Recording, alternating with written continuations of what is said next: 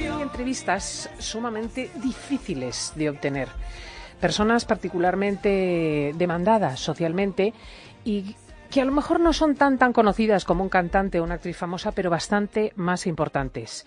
Y hoy tenemos el honor de recibir a una de estas personas. Doña María Blasco es directora del Centro Nacional de Investigaciones Oncológicas. Hola, buenos días. Un placer. Igualmente. Bueno, realmente voy a ir al meollo de la cuestión, después me permitiré hacerle alguna pregunta personal, pero es que el suyo es un ámbito muy relevante desde las modas sociales. No envejecer es lo que quiere todo el mundo y el cáncer es lo que más aterroriza a la gente en términos de enfermedad. Y con ambas cosas tiene que ver una cosa, que son los telómeros de los cromosomas. Nos tiene usted que explicar qué es esto. Sí, los telómeros son unas estructuras que protegen nuestros cromosomas. Los cromosomas es donde está el material genético, donde están los genes, que son como el chip que tiene la información de cómo tienen que ser y qué tienen que hacer nuestras células. Y estos telómeros lo que sabemos es que se desgastan conforme vamos envejeciendo, conforme nuestras células se dividen para regenerar los tejidos. Y se piensa que es una de las causas moleculares de por qué envejecemos y por qué enfermamos. Por lo tanto, son muy importantes para la longitud viabilidad de estos telómeros es muy importante, o de los cromosomas. Y me encanta una definición que ha hecho usted. Los telómeros son el plástico que hay, como el plástico que hay al final de los cordones de los zapatos, y evitan que estos se deshilachen. Sí, bueno, es una analogía que utilizamos muchos científicos cuando hablamos de los telómeros, no la inventé yo, pero bueno, creo que es muy descriptiva. Viene a decir que son estructuras que protegen nuestros cromosomas y que se van desgastando conforme vivimos, conforme envejecemos. Y vamos a abundar por este camino, por el camino de cuánto vamos a vivir, cómo se puede alargar la vida, pero en principio preguntarle si la longitud de los telómeros es idéntica en todos los seres humanos, por lo menos al principio. O sea, sí. Si jugamos todos en la misma liga.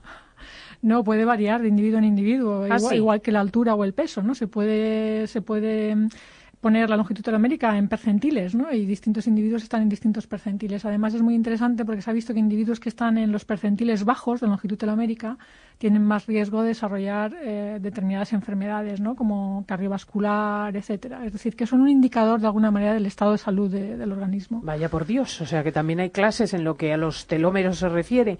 ¿Y cómo cambian? O sea, ¿qué influye en el hecho de que los telómeros se vayan acortando? ¿Qué cosas les hacen cambiar? Sí, bueno, puede haber factores genéticos y los hay. De hecho, hay algunas enfermedades hereditarias debidas a mutaciones en una enzima que se llama telomerasa, que es la enzima que es capaz de mantener los telómeros.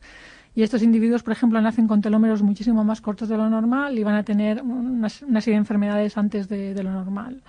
En este caso sería una causa genética, pero también hay factores ambientales que pueden influir sobre nuestros telómeros. Sobre todo el grupo de Elizabeth Blackburn, una de las premios Nobel por el descubrimiento de la telomerasa, ha estudiado mucho en este sentido y ha visto que hay hábitos de vida como el ejercicio o la alimentación saludable, etcétera, que pueden influir positivamente y otros que influyen negativamente, como el tabaco, etcétera. Es decir, que sí, que o sea que los hábitos sanos de los que nos hablan normalmente los expertos no lo son solo a efectos motores de los huesos, de nuestro aspecto exterior, sino justamente entrenan nuestros cromosomas. También a nivel molecular. Yo diría que envejecemos, o esto es algo que ocurre en todos los individuos, todos envejecemos, pero esto puede ocurrir a distintas velocidades. Claro, entonces este envejecimiento puede ocurrir por causas genéticas o ambientales, pero todo va a incidir sobre rutas moleculares, ¿no? Y en una de estas rutas moleculares de por qué envejecemos es este desgaste de los telómeros. No es la única, hay otras rutas moleculares, pero esta es una de las principales. Y doctora Blasco, en el caso de dos individuos que lleven el mismo sistema de vida, que hayan tenido la misma dotación telomérica, si se puede hablar así, en el momento de su nacimiento, ¿el envejecimiento es paralelo o luego también cada uno envejece a un ritmo distinto? O sea, eso sería tanto como decir que personas de 70 años no tienen todas realmente 70 años. Bueno, pues curiosamente no se ha hecho exactamente ese experimento que dice, sino otro parecido. Se han cogido personas que son genéticamente idénticas, gemelos univitelinos, ¿no? Que en cambio han vivido en sitios diferentes, es decir, que tienen los mismos genes, pero han tenido hábitos de vida diferentes porque han estado separados. Y se ve que ahí el factor genético más o menos es un 20% y el resto es ambiental, es decir, que pesa hasta los 70, 80 años, pesa más el modo de vida que tenemos que los genes que heredamos. Y lo que se ha visto es que individuos que viven muchísimo más, o sea, los que llegan a centenarios, etcétera, ahí sí que los factores genéticos son más importantes. Pero para una vida de unos 70, 80 años realmente es muy importante el modo de vida que tenemos, ¿no? Qué interesante, qué interesante. ¿Podremos vivir hasta los 120 años, doña María Blasco? Pues hay una persona que consiguió vivir hasta los 122 años, que se llama Jean Calment. Ahora el récord va por 114 años en una persona en Japón, pero sí que hay bastantes personas que llegan a los 100 años, ¿no? Creo que cuando yo era pequeña eso no pasaba. Yo estuve en cada de funciones de 103, de 101, de 102. Sí. En España es uno de los países con el récord. Hay más de 11.000 personas que han llegado a más de 100 años. En el mundo hay unos 500.000 personas con más de 100 años. Y además lo que estamos viendo, lo que se está viendo es que la esperanza de vida al nacimiento va aumentando, sigue aumentando, no ha llegado a pararse.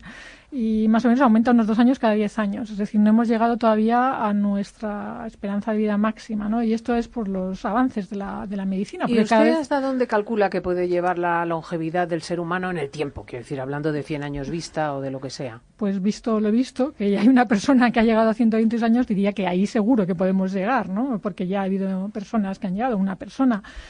Obviamente esto puede ser más, puede aumentar, porque ahora la medicina de ahora, es decir, los conocimientos que tenemos, cómo sabemos ahora tratar y curar enfermedades, es mucho más que lo que se tenía en los tiempos que vivió esta señora que ya ha muerto, que se llama Jean Calment. Por lo tanto, yo creo que el límite puede estar por encima de los 122 años.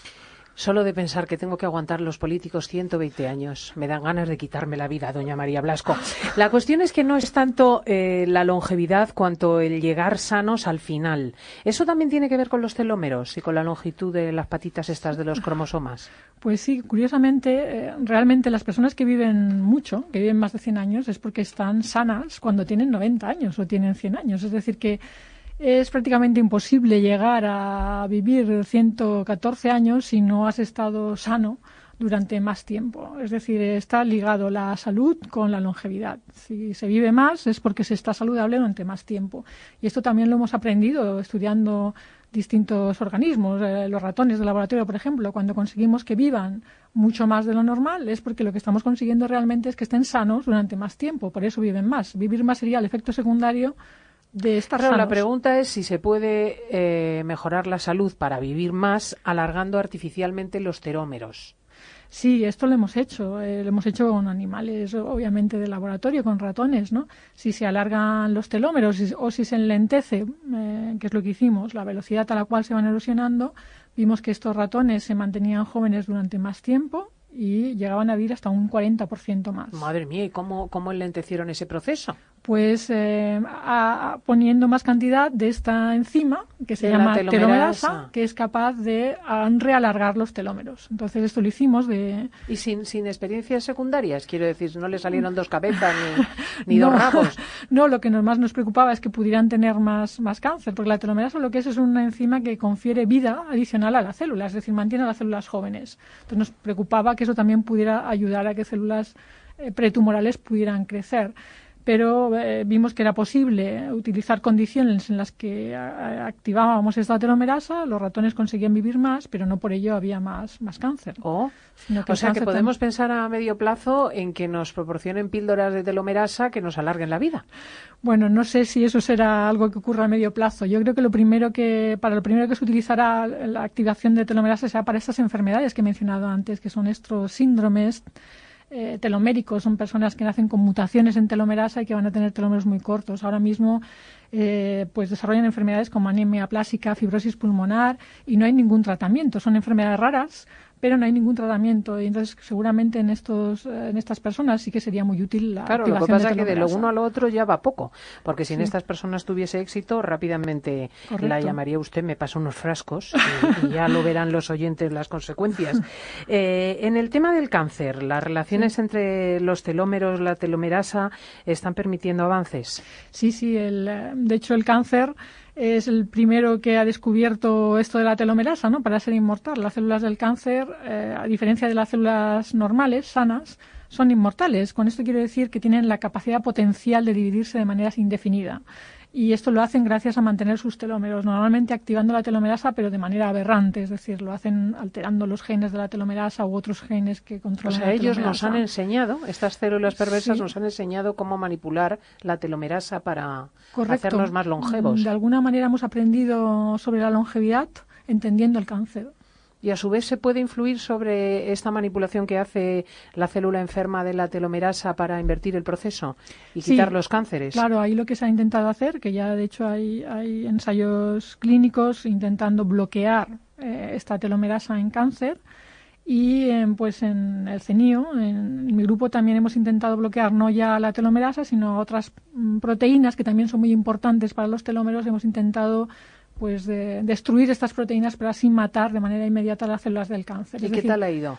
Bueno, la verdad es que los resultados fueron muy esperanzadores. De nuevo son resultados en animales de experimentación, en cáncer de pulmón, y ahora lo estamos aplicando a otros tumores como el glioblastoma, que son tumores que crecen muy agresivamente y que no hay nada nuevo en la clínica desde hace mucho tiempo. Es decir, que es un tumor que no tiene tratamiento efectivo, básicamente.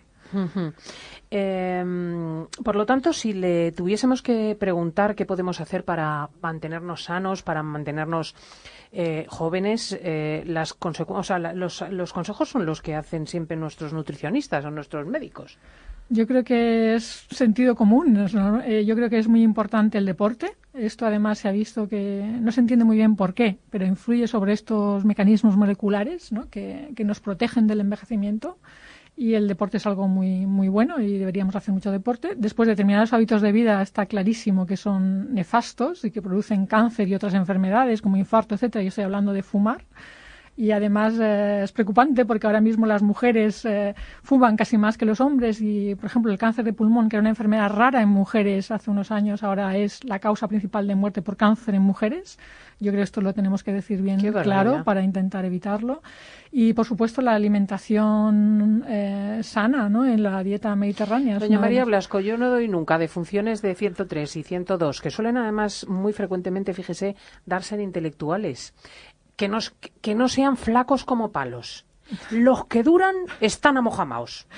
Bueno, hay una relación, constatable entre la longevidad y el peso correcto o incluso más bien magro. No tanto con el peso, lo que sí que hay es mucha evidencia en distintos sistemas modelos, desde las moscas hasta los ratones, hasta los monos, de que la restricción calórica, o sea, comer menos calorías de lo normal puede ser, no se sabe muy bien cómo, que también alargue la longevidad, ¿no? Es algo que hay que tomárselo con cautela, porque cuando se han hecho experimentos, por ejemplo, con monos, en algunos casos sí que ha alargado la vida, en otros casos no ha alargado la vida. Algo ocurre con la restricción calórica, ¿no?, con comer menos calorías, que parece favorecer de alguna manera la longevidad. Porque no extenúas el organismo, será seguramente eso. Nosotros, de hecho, lo estudiamos y vimos que los telómeros, de hecho, se mantenían mejor también. Quizá pues hay menos división de las células o menos regeneración. No se entiende muy bien, pero sí que tiene un efecto. De todas maneras, sí que hay otras muchas rutas que se entienden y que se están estudiando. Y confiéseme qué hace usted para mantenerse bien. Yo les puedo describir, doña María Blasco es alta, tiene 1,74 m o así. Es de las pocas mujeres con las que me he hecho una foto que son más altas que yo. Es delgada y tiene así una constitución deportiva. Confiese aquí qué hace usted para mantenerse joven. Pues deporte. ¿Mucho? Hago bastante deporte, procuro correr, andar, o sea, el deporte... ¿Todos los días? Casi todos los días. ¿Todos los días corre? Lo intento, a veces no puedo, porque bueno, tengo una vida a veces más ajetreada de lo que quisiera, pero sí que intento correr. Todas las semanas intento correr 2 o 3 días. No como prácticamente carne, soy una persona, pues bueno, no digo vegetariana, pero procuro no comer carne. Y bueno, intento cuidarme, ¿no? Pero qué curioso, una científica de esta talla que no come carne es porque ha encontrado algún indicio malo en la carne. No, simplemente me sienta bien comer. O sea, no ha sido un razonamiento científico que le ha llevado. No, aunque tenemos las recomendaciones de la Organización Mundial de la Salud diciendo que la carne pueda ser algo que favorezca el cáncer, etcétera. Pero no ha sido esto. Yo como carne de vez en cuando, no es que sea completamente vegetariana, pero no me gusta, no me sienta bien y prefiero comer cosas más frescas, o pescado, legumbres o... frutas y verduras. Me interesa muchísimo el lugar en el que usted está, el puesto tan elevado como directora del Centro Nacional de Investigaciones Oncológicas y evidentemente tiene la talla científica sobrada para ello, pero me da la impresión de que es excepcional entre las mujeres llegar tan lejos. ¿Es usted consciente? Creo que desafortunadamente así es, aunque en el mundo científico, en los laboratorios, el 80% son mujeres, es decir, la ciencia está hecha por mujeres que están igual de preparadas que sus compañeros hombres. Sin embargo, la subida, digamos, a los puestos de dirección, hay muchas que se quedan por el camino, que no dan el paso adelante, ¿no? Y yo creo que esto es un problema, hay que intentar que más mujeres den el paso adelante, animarlas a que lo hagan. ¿Y usted cree que es más por un techo de cristal que les pone la sociedad y sus compañeros, que no las eligen, que no las prefieren con respecto a los varones, o que es una elección de ellas? Creo que es una combinación de muchas cosas. Creo que hay algo de lo primero, es decir, que hay unos estereotipos sobre lo que tiene que ser y hacer una mujer y van en contra de este paso adelante, ¿no? Y esto se ha estudiado, ¿no? Hay un experimento muy famoso que me gusta porque es un experimento donde se coge el mismo currículum con nombre de hombre o de mujer y se evalúa este currículum y se ofrece un trabajo a estas personas que son la misma, realmente es el mismo currículum, y realmente tanto hombres como mujeres valoran mejor el currículum que tiene un hombre, que tiene el nombre de hombre. No me lo puedo creer. Sí, esto es un experimento que fue sorprendente. Estos son los famosos sesgos inconscientes, es decir, los propios estereotipos que nos están haciendo pensar ya de entrada que... Siendo el evaluador indistintamente hombre que mujer. Hombre o mujer, sí. Qué barbaridad. Entonces esto es algo que tenemos que tener cuidado. En el CENIO estamos muy concienciados. Tenemos una oficina de mujeres y ciencia precisamente pues para recalcar, repetir, machacar este tema de los estereotipos y también para animar a que más mujeres den el paso adelante. Para eso hay que ayudarlas también, ¿no? ¿Y usted ha tenido que renunciar a algo para potenciar una carrera tan vigorosa? Yo no tengo la sensación de haber renunciado a nada porque siempre he hecho lo que he querido, pero seguramente he renunciado. ¿Tiene hijos? ¿Está casada? Tengo un hijo, sí. Muy bien. Pues aquí tenemos a María Blasco. Ha sido un absoluto privilegio, os lo tengo que decir. Realmente no es frecuente verla en los medios de comunicación y ciertamente nos ha explicado cosas absolutamente punteras y muy determinantes para la vida. Ha sido un verdadero placer que usted celebre muy bien el 8 de marzo. Muchas gracias, igualmente. Adiós. Cristina López Schlichting. Fin de semana.